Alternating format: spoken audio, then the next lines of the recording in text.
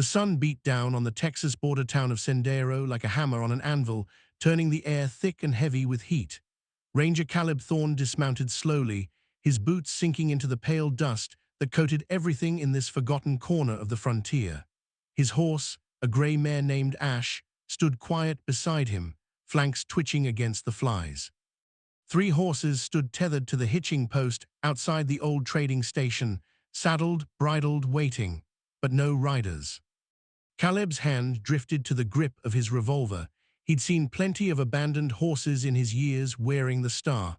Sometimes it meant bandits had switched mounts. Sometimes it meant a fight had gone bad and men had run on foot. Sometimes it meant something worse.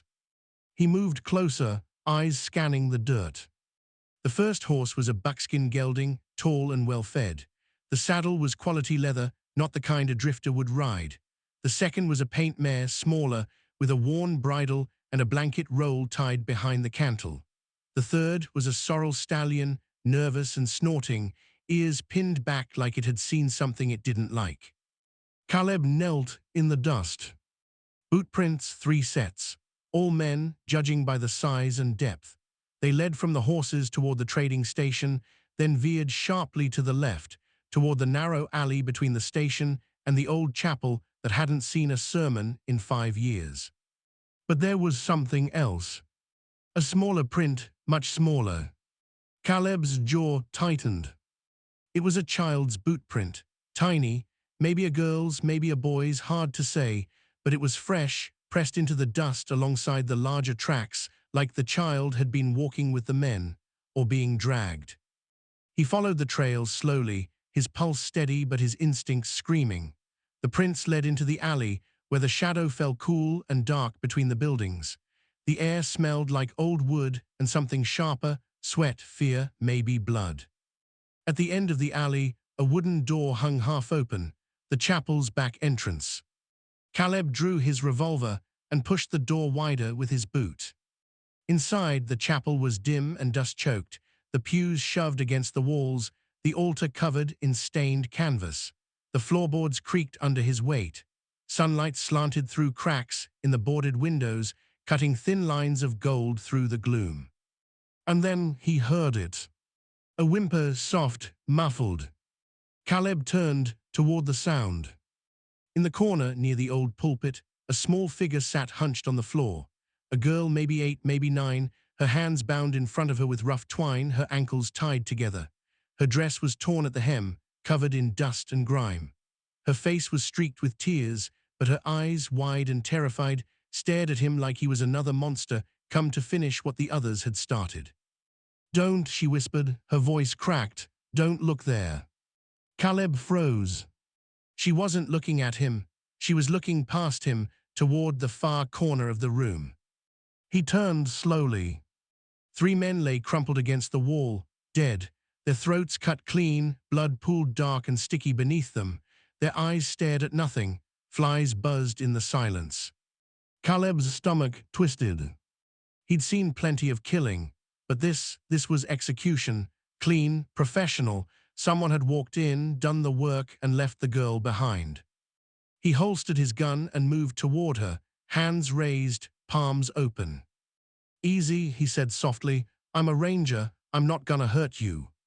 She flinched when he knelt beside her, but she didn't scream, just watched him with those wide, haunted eyes. He pulled his knife and cut the twine from her wrists, then her ankles. Her skin was raw where the rope had bitten in. "What's your name?" he asked. She didn't answer, just stared at the dead men. "Who were they?" Caleb pressed gently. "Family, strangers?" Her lips trembled. They took me from the wagon 3 days ago." Caleb's jaw clenched. "Where were you going?" "Santa Fe with Mama and Papa." Her voice broke. "They shot Papa, Mama ran, I don't know where she went." He reached out slowly and placed a hand on her shoulder. She didn't pull away this time. "Who killed these men?" he asked. She shook her head. "A man, he came in the dark, I didn't see his face. He said he was sorry, then he left." Caleb looked back at the bodies. No bullet wounds, just clean cuts. Whoever had done this knew how to kill quietly, and whoever it was had left the girl alive on purpose. "What's your name?" he asked again, softer this time. "Ava," she whispered. "Ava, I'm gonna get you somewhere safe, but I need to know, did the man say anything else? Anything at all?" She nodded slowly, her small hands twisting in her lap. He said, "Tell the ranger to stop following ghosts." Caleb's blood went cold. Only one person called him that. Only one person knew he'd been chasing shadows for the last 6 months, tracking a killer who left no trail, no witnesses, no mistakes. A man who murdered corrupt lawmen, land thieves, and auction runners, men who operated in the grey spaces where the law didn't reach. A man Caleb had once known. A man named Silas Greer. He rose to his feet, his mind racing. Silas had been his partner once, years ago, before the war tore everything apart, before Silas disappeared into the mountains and became something else, a ghost, a myth, a name whispered in fear by men who deserved to fear something. And now Silas was leaving him messages. Caleb looked down at Ava. Her small face, still streaked with tears, watched him like he was the only solid thing left in a world that had gone to pieces. "Come on," he said quietly, "let's get you out of here." He lifted her carefully, her arms wrapping around his neck, her weight almost nothing against his chest. He carried her out of the chapel, past the dead men, past the shadows, into the harsh light of the Texas sun. The 3 horses still stood at the hitching post, patient and waiting. Caleb set Ava down gently and looked at the bootprints in the dust. The tiny one, the larger ones, and now, faint in the dirt near the chapel door, another set, deeper, heavier, deliberate. Silas had been here, and he'd left the girl for Caleb to find. The question was, why? Caleb brought Ava to the boarding house at the edge of town, a quiet place run by a widow named Mrs. Calloway who asked few questions and kept her doors locked at night. He paid for a week in advance and told the woman to keep the girl inside until he returned. Ava sat on the edge of the narrow bed, her hands folded in her lap, staring at the floor. She hadn't said much since they left the chapel, just small, clipped answers when he asked if she was hungry, if she hurt anywhere, if she wanted water. Caleb knelt in front of her, his hat in his hands. "Ava," he said gently, "I need you to tell me everything you remember, about the men who took you, about the man who killed them." She looked up at him, her eyes red-rimmed and exhausted. "Why?" "Because I need to find him." "Why?" she asked again, her voice sharper this time. "He saved me, he didn't hurt me, he killed the bad men." Caleb hesitated. She wasn't wrong, but the law didn't work that way, and Silas had crossed too many lines to count. "Sometimes," Caleb said slowly, "people do the right thing for the wrong reasons, or the wrong thing for reasons they think are right. Either way, the law has to answer for it." Ava's jaw tightened. "The law didn't come when they shot Papa. The law didn't stop them from tying me up and dragging me away. The law didn't save me." Her words hit like a fist to the gut. Caleb didn't have an answer for that. He stood and walked to the window, staring out at the empty street. The sun was sinking low, painting the horizon in shades of burnt orange and deep red. Somewhere out there, Silas was moving, always one step ahead. "Do you remember anything else?" Caleb asked without turning around. "Anything he said, anything he left behind?" Ava was quiet for a long moment. Then she reached into the pocket of her torn dress and pulled out something small and dark. She held it out to him. Caleb turned and took it from her hand. It was a brass button, military issue, Union, the kind soldiers wore during the war. His heart stopped. He knew that button. He'd seen it before, on the coat of a man he'd ridden beside for 2 years, a man who'd saved his life more times than he could count, a man who disappeared the night the war ended and never looked back. Silas had left it on purpose. Caleb closed his fist around the button, his knuckles white. "Where did you get this?" he asked, his voice tight. "He put it in my hand," Ava said quietly. "Before he left, he said, 'Give this to the man who comes looking.'" Caleb turned away, his mind racing. Silas wasn't just leaving clues, he was leading Caleb somewhere, step by step, body by body. But why? He looked back at Ava, her small frame hunched on the bed, her eyes watching him with something close to hope. Ava, he said slowly, the wagon you were traveling in, where did it start? Fort Stockton, she said. Papa sold cattle there. We were going to Santa Fe to visit Mama's sister. Fort Stockton, Caleb's chest tightened. That was where it had happened, 8 years ago, the night the Greer family farm burned to the ground. He'd been there, he'd seen the smoke rising in the distance, he'd heard the screams, and he'd done nothing. Because the men who set the fire wore badges, because they said the Greers were harboring deserters, because Caleb had been young and stupid and believed the law was always right. He'd ridden away that night and never looked back. Until now. Caleb sank into the chair by the window, the button heavy in his palm. Silas Greer, the son who survived, the boy who watched his family burn, the man who became a ghost. And now he was killing the men responsible, one by one. Ava, Caleb said quietly, do you know your mother's family? Name before she married your father. Ava frowned. Greer, Mama's name was Eliza Greer. The world tilted. Caleb stared at her, his pulse hammering in his ears. Eliza Greer, Silas's younger sister, the one who escaped the fire, the one who disappeared into the territories and never came home. Ava wasn't just a random victim. She was Silas's niece. And the men who took her, those 3 dead men in the chapel, they were connected to the same network that had burned the Greer farm 8 years ago. Land thieves, corrupt lawmen, auction runners who trafficked children under the cover of legal guardianship in the chaos after the war. Silas wasn't just killing them for revenge. He was protecting his family, the only family he had left. Caleb rose slowly, his legs unsteady. Ava, he said, his voice rough, your mother, do you know if she's still alive? Ava's eyes filled with tears. I don't know, she ran when they shot Papa. I called for her, but she didn't come back. Caleb nodded slowly. He had to find Eliza, and he had to find Silas. Because the men who'd taken Ava were only the beginning. There were more, dozens more, and Silas wasn't going to stop until every last one of them was dead. Caleb looked down at the button in his hand, then slipped it into his pocket. Ava, he said quietly, you're safe here, I promise. She looked up at him, her small face pale and exhausted. Are you going to stop him, the man who saved me? Caleb didn't answer. He didn't know if he could. 2 days later, the riders came. Caleb was standing outside the boarding house when he heard the hoofbeats, steady, deliberate, coming from the west. He turned and saw them, 4 men riding in a tight line, their hats pulled low, their coats dusty from the trail. He recognized the man in front immediately. Marshal Vance Hollis, a name that carried weight in these parts, a man who wore the law like armor and used it like a weapon. Caleb's jaw tightened.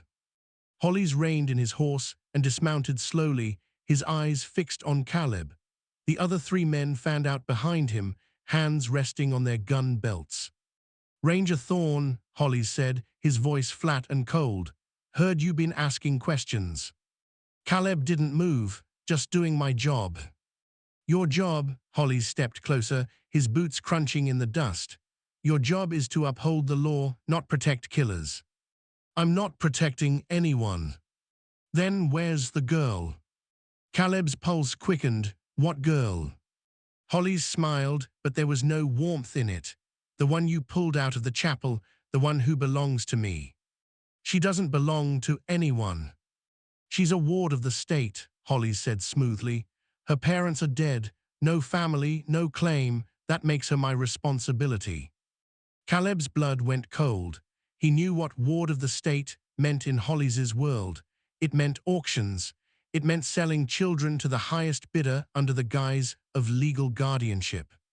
She's not going anywhere, Caleb said quietly. Hollis's smile faded. You don't have a choice, Ranger. I've got the paperwork, signed by a judge. You hand her over, or I arrest you for obstruction. Caleb didn't blink. Try it. The air between them crackled with tension. The three men behind Holly's shifted, hands twitching toward their guns. Holly studied Caleb for a long moment, then shook his head. You're making a mistake, Thorn. This isn't about the girl. This is about him, the ghost you've been chasing, Sealer's Greer.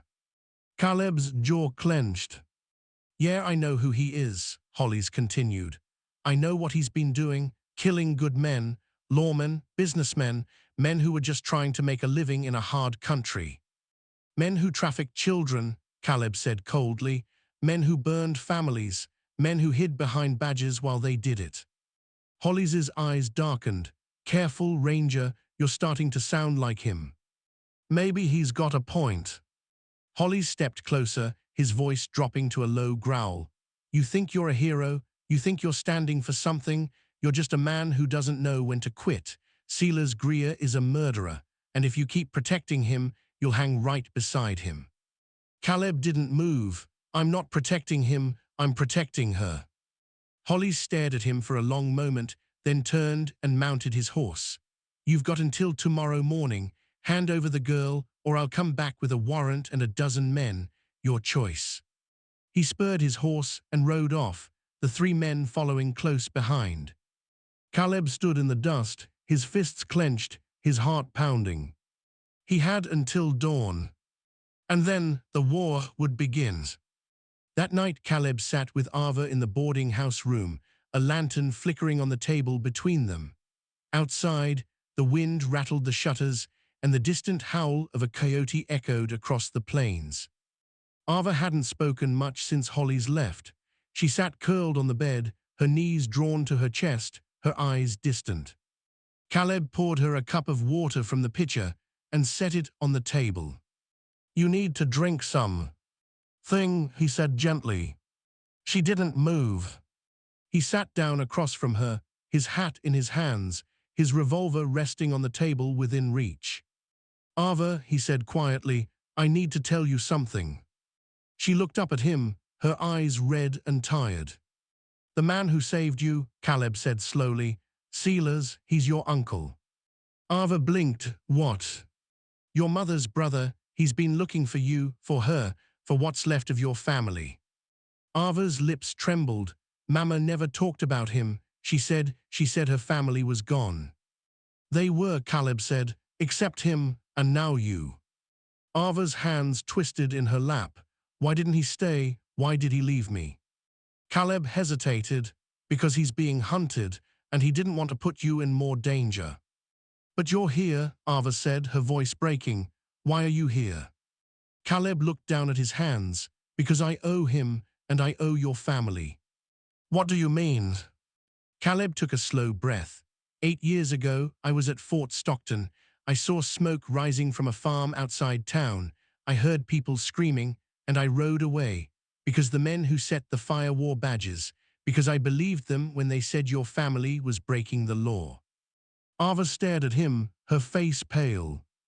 I was there, Caleb said, his voice rough. And I did nothing, and your grandparents died, your uncle lost everything, and I kept riding. Tears slipped down Ava's cheeks. Why are you telling me this? Because you deserve the truth, Caleb said quietly, and because I'm not leaving you, not this time. Ava wiped her eyes with the back of her hand. What happens tomorrow? I don't know, Caleb admitted, but I'm not giving you to Holly's, no matter what. Ava looked at him for a long moment, then nodded slowly. Caleb reached across the table and placed the brass button in front of her. Your uncle left this for me. I think he wanted me to remember who I used to be, before I stopped believing in anything. Ava picked up the button, her small fingers tracing the worn edges.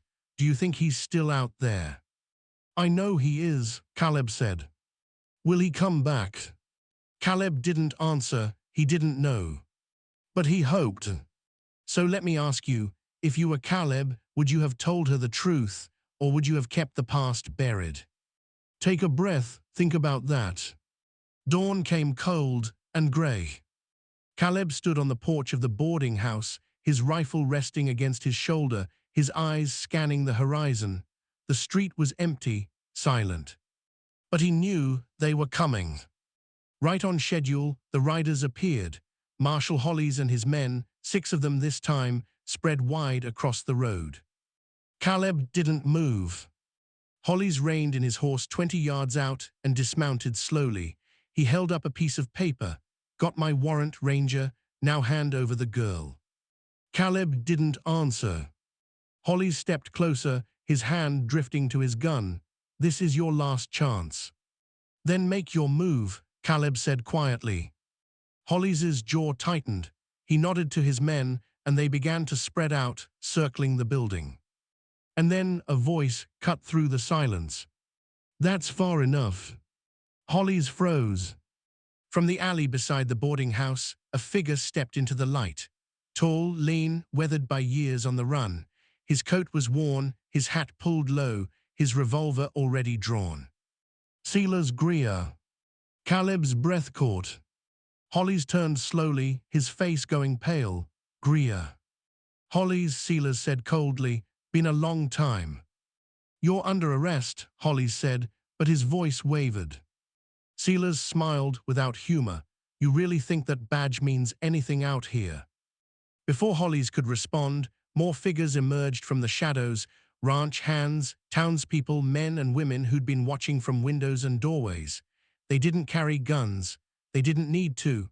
They just stood there, silent and solid, blocking the street. Old Tom Farley, who ran the general store. Maria Santos, who owned the cantina. Jacob Moss, a cattle rancher who'd lost his son to auction runners 5 years ago. One by one, they stepped forward. "Hollis," Tom said quietly, "we know what you've been doing, we've known for years, and we're done looking the other way." Hollis's hand trembled on his gun. "This is obstruction. I'll have every one of you arrested." "By who?" Maria asked. "You, your men, go ahead and try." Hollis looked around, his face red with rage and fear. His men shifted uneasily, their hands dropping from their guns. "This isn't over," Hollis said through gritted teeth. "Yeah," Silas said softly, "it is." He didn't raise his gun, he didn't need to. Hollis stared at him for a long moment, then spat in the dust and mounted his horse. His men followed, and they rode out of town without looking back. The street fell silent again. Caleb lowered his rifle and looked at Silas. "You came back." "Had to," Silas said. "She's family." Ava appeared in the doorway, her eyes wide. She looked at Silas, then at Caleb. Silas knelt slowly and held out his hand. "I'm sorry I left you, Ava, but I'm here now." Ava didn't. T moved for a moment. Then slowly, she stepped forward and took his hand. Silas pulled her into his arms, and she buried her face in his shoulder, her small body shaking with sobs. Caleb turned away, his chest tight. Tom Farley approached, his weathered face serious. "What happens now, Ranger?" Caleb looked at Silas, then at Ava. "I don't know," he said quietly, "but I'm not chasing ghosts anymore." Tom nodded. "Good." The crowd began to disperse, drifting back to their homes and shops. The sun climbed higher, burning off the morning chill. Silas stood, Ava still clinging to his hand. He looked at Caleb. "You did good, Caleb, better than I thought you would." Caleb met his eyes. "I'm sorry for what I didn't do 8 years ago." Silas was quiet for a moment, then he nodded. "So am I." He turned and began to walk away, Ava at his side. Caleb watched them go, the brass button heavy in his pocket.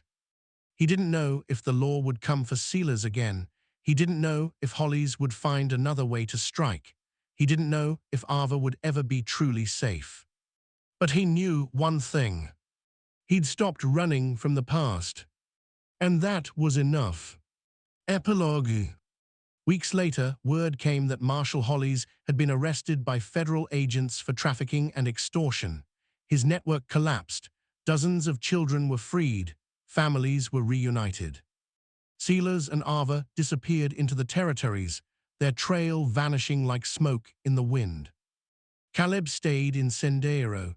He built two small wooden crosses near the edge of town, carved with the names of Ava's parents. He planted wildflowers around them.